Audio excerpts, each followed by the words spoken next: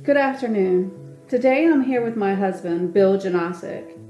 He has been led to share his testimony, and I will be asking him a series of questions to allow you to be able to capture how he became a conqueror through Christ.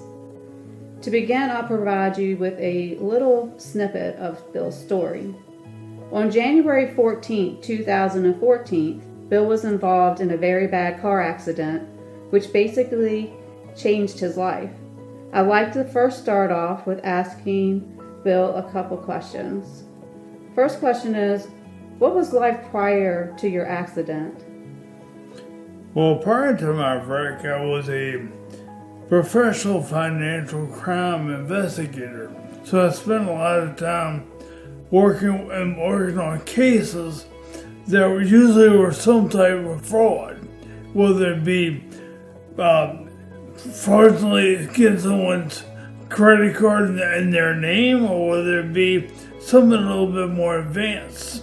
But I ran the Midwest territory for a major financial institution, and I spent a lot of time on the ground in Chicago.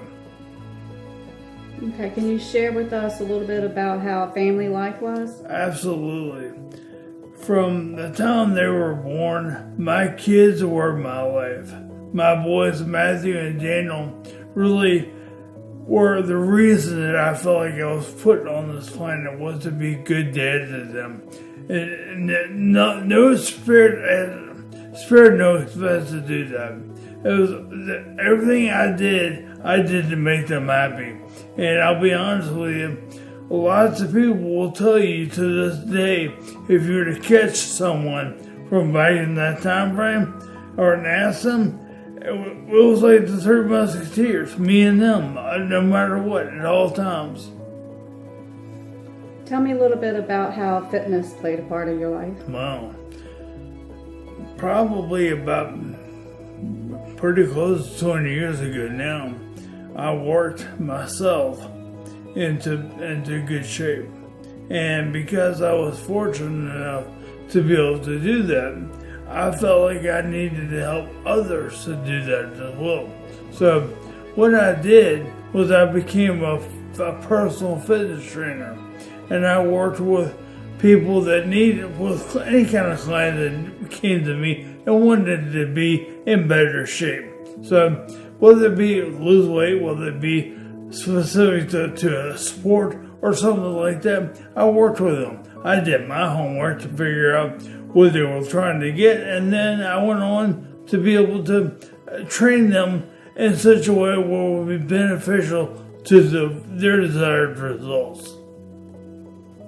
Okay, so lastly, but more importantly, how about your faith back then? I've always had faith in my faith. No matter what, my mom and my dad raised me to where I knew Jesus was real, and I knew God was very existent. Never had doubt in my mind. Unfortunately, I never followed it very closely, but I did never doubt. I always knew it was real. All right, so thanks for that. Well, let's move on to telling me a little bit about the day of the accident. Well, the day itself started early. I got my kids on the bus that morning, and then I returned back home and decided to get ready for that day, which I had a job interview scheduled for. So I got ready and left to go to my job interview. I was heading down a local highway that you guys may be familiar with, may not be. It was 288, and the speed limit there is 65.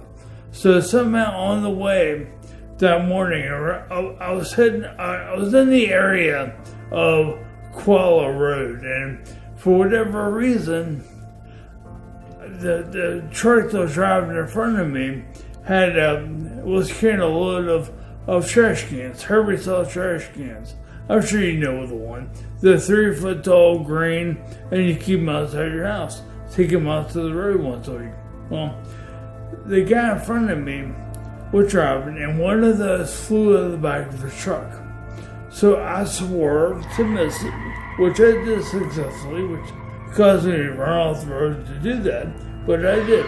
And then when I came back on the road, that's when all things changed. That's when life changed. I was T-boned by a trash truck that says on your testimony he never hit the brakes. So he was doing at least 65 miles per hour when he hit me. So, and by all terms of measurement, I probably shouldn't be here having this conversation right now, but I am. So tell me a little bit about how the doctors stated what was the basic outcome for you after having that accident.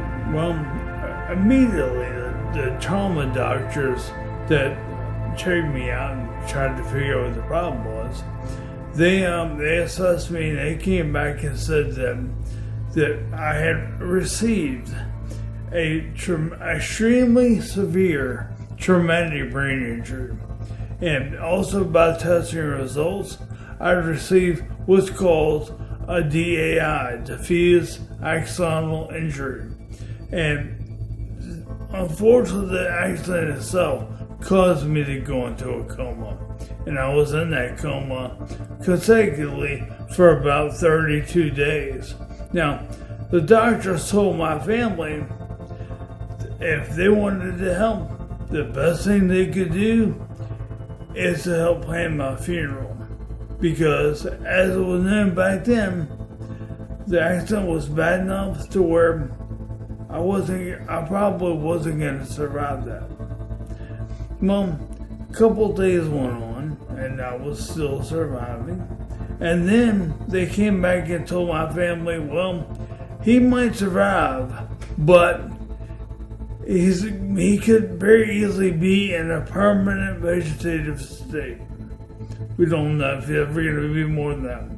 And then, a couple of days later, things apparently held on well, and they came back and said, well, he might not be in a permanent vegetative state. He may wake up eventually, but he might need help doing everything from walking across the kitchen floor to taking a shower and using the bathroom. He probably can't do those things alone. Okay, so how was, from what you recall from everybody telling you, what was it like for you with trying to get back to normalcy while you were in the hospital? Well, I think the drastic part of that was the fact that I did eventually wake up. So I was able to avoid the permanent vegetative state that most people that have injuries suffer from. So it was a matter for me, I was never told what had happened, why I was in the hospital, or anything. Ironically, there was a point in time that I didn't know, so no one would tell me. So I got frustrated, and I just decided one night I was going to get up out of my bed, go out to the parking lot, drive myself home. Although I didn't even remember where I lived. I was not healed to that point yet. But I had no idea I didn't have a car to even go to. So it looks like you went through some challenges while you were in the hospital. Tell me a little bit about how it was like when you actually had returned home. It was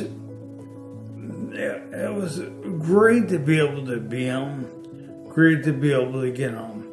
And I felt like after getting out of the hospital, the sky was the limit. I could do pretty much at the beginning stages of anything I wanted. I had a new lease on life, as they say. So what happened was I got home and I was not allowed to do everything that I felt like I wanted or needed to. But my dad would come up probably at least twice a week, maybe every day for a while. I can't remember, honestly. But then what we would do is take me and my twin sons would go to Rockwood Park, and they would play on the swing sets or the monkey bars or whatever, and I would just walk to start getting myself a little bit of activity back on track. I knew I needed that, and you were going to tell me I didn't, because, I mean, honestly, I used to be a personal trainer, so, and although I'm not supposed to remember a lot of those things, I did. So that was the beginning of realizing how wrong the doctors would be. So but at that point in time, I would just walk the track numerous times, maybe for hours on end, just to get used to it and get my legs the exercise they needed, because they've been in a bed for a month consecutive, and that's kind of hard to combat that. So, from me now, just talking on behalf of myself, so Bill and I actually had met after his accident. So from me being on the outside, I could see, his challenges of, one was his walking and his speech. And I'd like to share just like a video. It was a video with his boys, and it actually can show a little bit about how his speech was in the past and how it is now.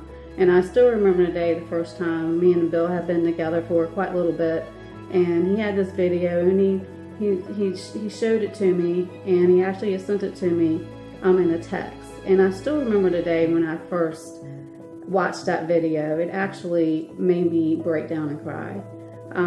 Just to hear the voice of the man that I had fell in love with in the past, and just to see what he had overcome was just something that just touched my heart. So I'd like to share with you now. Hold on, I'll slow you down. Hold on. Slow you down. Good? Yeah. Okay, good. No, I just take it off. Oh no! Stop Whoa! it. I don't know how to stop it. Yeah, you do. No, I don't. Just put your hand on it really slow. I can't stop it. Yes, you It can. doesn't stop. Huh? It doesn't stop. Yes, it does. It looks like it is slowing down a little bit. Let's see if we can get it stopped. Oh no! You got the phone. What? Stop. Zoom in on the faces. I got the faces of fear. Ooh, scared. So now I'd like to move on to, can you tell me a little bit about something that was starting up right now is actually a ministry, and you've called this Conquerors Through Christ. What is Conquerors Through Christ? Well, Conquerors Through Christ is kind of a snapshot of what happened to me and how I was able to work my way through it and back. Because there were times, even when I was hurt and in a lot worse shape than I am now, that I didn't know what to do. I mean, I knew I needed to better myself. And I think I referenced that when I was talking about walking the track. I knew I needed that. Well, I can tell you right now what happened was, do you hear a lot of people talk about how Jesus is your best friend, no matter what, and you kind of think that might just be a slogan or a thought process, but not real, legit real. Well, before I met my wife, I was down to my boys and my dad pretty much. That were all that I had. And I didn't have my boys as much as I would like to. But in that meantime, I needed a friend. I needed someone that I could bounce things off of. And I got that. I put Jesus to the test, and he came through with flying colors because I didn't have any other friends but him, and he guided me along the way to better myself through the process. And I feel like that needs to be made aware to everyone, because no matter what you're going through, you have a best friend that's pulling for you. You may not realize it, you may not know it, you may not know it firsthand, but he's there. And all you have to do is slow down a little bit and listen to him. And that's all. Not complicated. So, do you believe that the way life was prior to the accident and now that your faith has actually grown? My faith has increased tenfold. And the reason for that is because I was put in a position to where I needed Jesus. I needed their friendship. And he rose to the occasion, you know? It sounds a little cliche to maybe say that, but there is no better friend that will be there for you, raise you up, lift you up, and be able to help you move forward than Jesus Christ. So I was able to conquer what I faced at that time, which was, truly zero. I was basically as gone as you can be, and still have a pulse. That was it. I got as low as you can go. And then I was raised back up, and I'm here where I am now. And that's because of my faith in Christ and my ability to listen to him. And he guided me every step of the way. So do you believe that this is one of the reasons why you started this ministry? Undoubtedly it is. It's because I want people to realize that Jesus is there, and we can all conquer anything if we just focus on Christ by doing so. One of the things that's big in this ministry that I wanted to call out is the fact that there are so many people and so many miracles that occur every day, and we don't give any credit to where credit is truly deserved, and that's through Christ. And I want to give a place for these people to be able to tell their stories and build others up by using this story, because I believe it's like dominoes. Once you knock one down, they all fall, you knock them all down, and then it makes something beautiful in the process. So what do you envision the future of Conquerors Through Christ? The future to me is to be able to expand all around the world.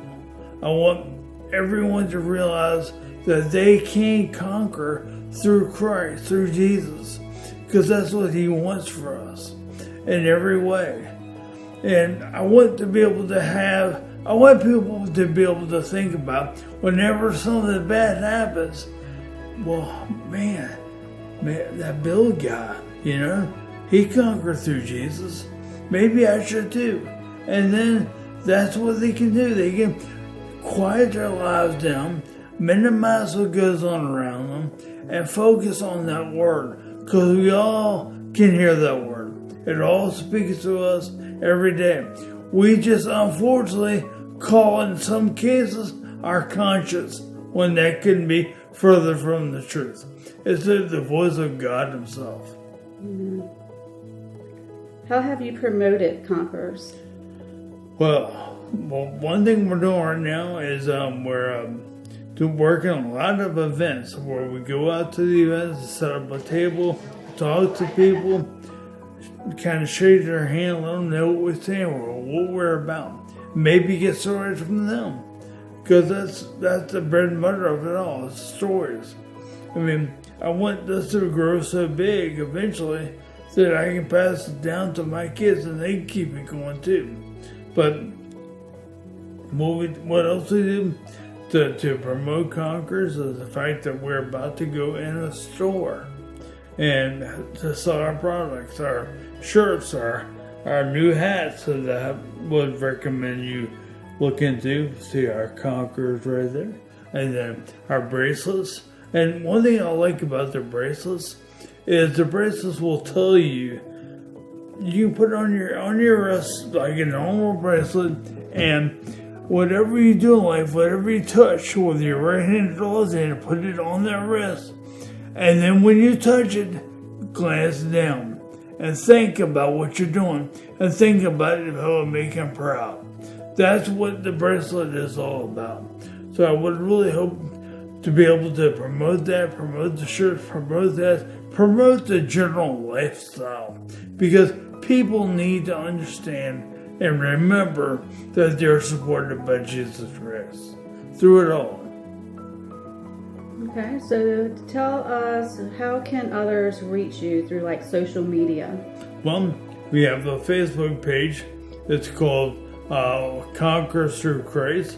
I think it's right now it's Faith and Fitness. I may change that though. But we can go through there. You can go through YouTube. I'm at TBI Guy 6500 on there. Go through Instagram. We have an Instagram page, Conquers Through Christ.